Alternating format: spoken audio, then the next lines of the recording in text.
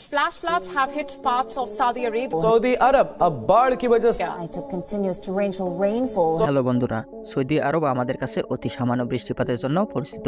আর এই সামান্য শুষ্ক আবহাওয়ার জন্য সৌদি আরবের বেশিরভাগ মরু অঞ্চলের চাষাবাদ মুছে গেছে। তবে আপনি কি জানেন, সম্প্রতি সৌদি আরবে এক মরু রহস্যের জন্ম নিয়েছে। বর্তমানে একটি মর্মান্তিক ঘটনাও ঘটেছে, যেখানে আশ্চর্যজনকভাবে উত্তপ্ত মরুভূমি দ্রুত উর্বর কৃষি জমিতে পরিণত হচ্ছে। কিভাবে এই অসম্ভব সম্ভব হলো? রাতারাতি কি এমন হলো? এটি শুধু আমাদেরকেই অবাক করছে না, বরং বিজ্ঞানীদের কাছে এটি একটি মর্মান্তিক ঘটনা। আসলে কি হচ্ছে এই মরুভূমিতে? তারা কি এমন করলো? ভিডিওটি অনেক ইন্টারেস্টিং হতে চলেছে, তাই সম্পূর্ণ দেখার অনুরোধ রইল। আর নতুন বন্ধুরা অবশ্যই সাবস্ক্রাইব লেখাটিতে প্রেস করে বেল আইকনে অল অপশন সিলেক্ট করুন। সৌদি আরবের এই অসম্ভব উত্তপ্ত বালির উর্বরতা কিভাবে হলো, এই সম্পর্কে বিস্তারিত জানার আগে আমাদের জানতে হবে যে এই দেশটি কতটা শুষ্ক ছিল, তাহলে বুঝতে সুবিধা হবে। আমরা সৌদি আরবের উত্তপ্ত মরুভূমি থাকার কারণে এটিকে প্রচণ্ড উত্তপ্ত দেশ বলে জানি। প্রকৃতপক্ষে সৌদি আরবের বিশ্বের বৃহত্তম মরুভূমি রোবাল খালির আবাসস্থল, যার বিস্তৃতি 6,50,000 বর্গ কিলোমিটার, যা একটি গোটা দেশের আকার। এই আকার অনুযায়ী সৌদি আরব বিশ্বের 14তম বৃহৎ দেশ। কিন্তু এই 2.14 বর্গ কিলোমিটার ল্যান্ডস্কেপে একটিমাত্র স্থায়ী নদীও নেই। যাই হোক, আমরা আগেই বলেছি যে সৌদি আরব এতটা শুষ্ক যে এখানে খুব কমই বৃষ্টিপাত হয়। নির্দিষ্ট অনুযায়ী বর্তমান ও ঐতিহাসিকভাবে এই দেশটিতে কখনো বার্ষিক বৃষ্টিপাত 150 মিলিমিটার এর বেশি দেখা যায়নি, যে কারণে সৌদি আরবের একটি বড় অংশ শুষ্ক অঞ্চলে পরিণত হয়েছে। চাষাবাদের জন্য দক্ষিণ পশ্চিম অঞ্চলে একটি ছোট অংশ রয়েছে। 1960-এর দশক পর্যন্ত এই দেশে মোট 400 বর্গ কিলোমিটারের মতো উর্বর জমি ছিল, যা সমগ্র দেশের 5%। এই মুহূর্তে আপনি ভাবতে পারেন যে তাহলে এই দেশের নাগরিক কিভাবে কৃষিপণ্য ছাড়া বেঁচে আছে। তাহলে জেনে রাখুন, সৌদি আরব এর আগে কৃষি জমি বৃদ্ধিতে একটি যুগান্তকারী আবিষ্কার খুঁজে বের করার চেষ্টা করেছিল। তবে তারপর তারা যেটুকু জমি উর্বর করতে পেরেছিল তাতে তারা চাষ করত। তাছাড়া অন্যান্য প্রয়োজনীয় খাদ্য সামগ্রী যা রোপণ করা যেত না, তারা আমদানি করত। সেই সময় উপকূলীয় রেখার কিছু সংকীর্ণ এলাকায় খেজুর এবং শাকসবজির মতো কয়েকটি ফসল জন্মাতো, যা ছিল এই দেশের একটি বড় সমস্যা।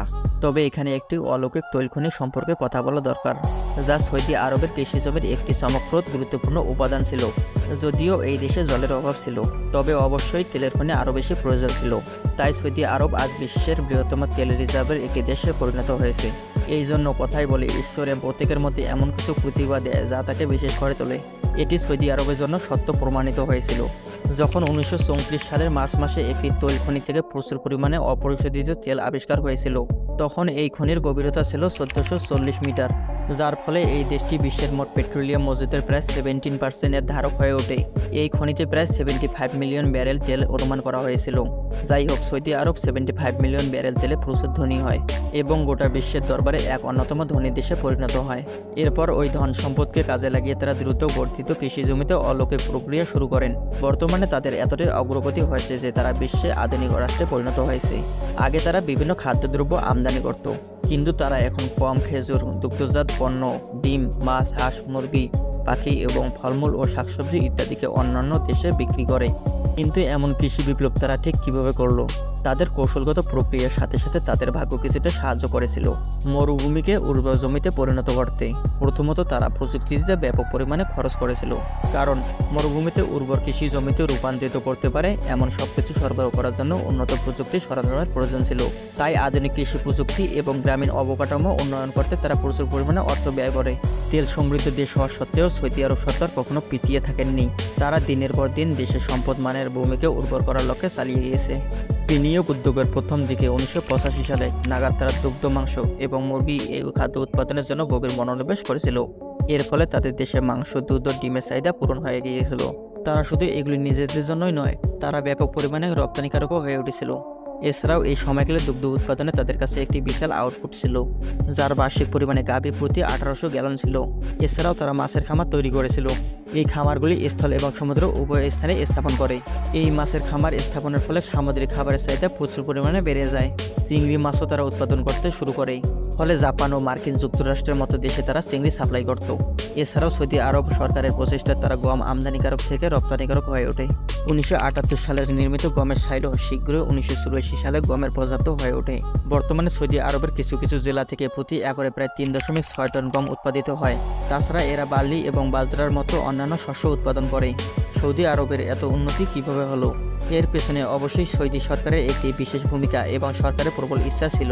তারা দেশের গরিব কৃষকদের সুদমুক্ত ঋণ প্রদান করত এবং প্রযুক্তিতে সাহায্য করত। এছাড়া কৃষকদের কম খরচে জল, জ্বালানি, বিদ্যুৎ ব্যবহারের পাশাপাশি কাঁচামাল ও যন্ত্রপাতি বিনামূল্য শুল্কে আমদানির সুযোগ দিত, যা তাদের কৃষিকাজে সহায়তা করত। এছাড়াও সরকার বিজ্ঞ ও যথেষ্ট উদার ছিল, কোনো বিদেশি বিনিয়োগকারীদের কখনো বারণ করত না। তাই তারা বিদেশি বিনিয়োগকারীদের থেকে 10 বছর পর্যন্ত কর মুক্তি করে দিয়েছে। 2000 সালের এপ্রিলে যে বিনিয়োগ বিধিগুলি স্থাপন হয় তাতেও অতিরিক্ত ছাড় দেওয়ার জন্য তারা আরও এগিয়ে গিয়েছে। স্থানীয় কৃষকদের সাহায্য করার জন্য অনুকূল নীতি প্রণয়নকারী দেশের কৃষি মন্ত্রণালয়ের যথেষ্ট প্রচেষ্টা না থাকলে এত কিছু সম্ভব হতো না। এছাড়াও সৌদি আরবের কৃষি ব্যাংক কৃষকদের সাহায্য করার জন্য সুদমুক্ত ঋণ এবং ভর্তুকি প্রদান করত। তত বেশি ভর্তুকি দেবে যে যত ভালো চাষ করবে। সৌদি সরকার কৃষি অপরিহার্য অংশ হিসেবে জলের দিকে তারা বেশি গুরুত্ব দিত, আর এটা তাদের কাছে ভাগ্য এবং মস্তিষ্কের খেলা ছিল। জলের চ্যালেঞ্জ তারা কীভাবে সমাধান করেছিল জানলে অবাক হবেন। প্রথমত তারা জলাশয় ব্যবহার করত যে অঞ্চলগুলি কম শুষ্ক ছিল, এবং গভীর নলকূপগুলি সেই সমস্ত এলাকা এবং কৃষি এলাকাগুলিতে খনন করত। এগুলি ছিল একটি প্রাচীন জলের উৎস, যার উপর সৌদি আরব সরকার এখনও কিছুটা নির্ভরশীল। সৌদি আরবের গ্রিনল্যান্ডগুলি জলের অন্যতম উৎস ছিল। এছাড়াও তারা উপলব্ধ সমুদ্রের জলকে কাজে উপযোগী করে তুলেছে। পারস্য উপসাগর থেকে লোহিত সাগর পর্যন্ত বিস্তৃত উপকূলীয় রেখায় বরাবর ডিসেলেশন করে জলকে তারা পানীয় জলে রূপান্তর করে এবং বাড়ি ও শিল্পে ব্যবহার করে। এর জন্য লবণাক্ত জল রূপান্তরের কর্পোরেশন SWCC দেশের মোট প্রায় 27টি ডিসেলেশন প্ল্যান্ট তৈরি করেছে, যা দৈনিক 3 মিলিয়ন ঘনমিটারের বেশি পানীয় জল উৎপাদন করে। অবশেষে জলের ঘাটতি মোকাবেলায় সৌদি আরব বৈদ্যুতিক শক্তি পুনর্ব্যবহার জলের কেন্দ্র হিসেবে পরিচিত হয়ে ওঠে। এই প্রক্রিয়ায় জলে পুনর্ব্যবহার করা হয়, যা বিভিন্ন শিল্পে ব্যবহৃত হয়। জলকে পুনর্ব্যবহারযোগ্য করার জন্য রাজধানী শহর এবং অন্যান্য বড় মেট্রোপলিটন শিল্প কেন্দ্রগুলোকে বিভিন্ন উন্নয়নশীল কারখানা তৈরি করা হয়। বর্তমানে খামার ক্ষেত্রে সেচ বেশিরভাগই পুনর্ব্যবহারযোগ্য জল দিয়ে করা হয়, এবং এই সমস্ত প্রক্রিয়া শীঘ্রই জমিতে জল প্রদান করে কৃষিতে উন্নত করবে। ভেবে দেখুন, যে দেশে শুধু তাকালেই বালি আর বালি দেখা যেত, তারা কতটা কঠিন পরিস্থিতির মধ্যে দিয়ে মরুভূমিতে চাষের উপযুক্ত করে তুলেছে। বর্তমানে সৌদি আরবের মরুভূমিতে সবুজ মাঠ হয়ে উঠেছে, এই জন্য এক স্বপ্নের মতো। তাদের এই কঠিন লড়াইয়ের এই ভিডিওটিতে একটি তো লাইক করতেই পারেন। আর আপনি যদি এই রকম রহস্যময়, রোমাঞ্চকর, আনকমন এবং ইন্টারেস্টিং ভিডিও দেখতে পছন্দ করে থাকেন, তাহলে আমাদের এই চ্যানেলটি সাবস্ক্রাইব করুন। ধন্যবাদ।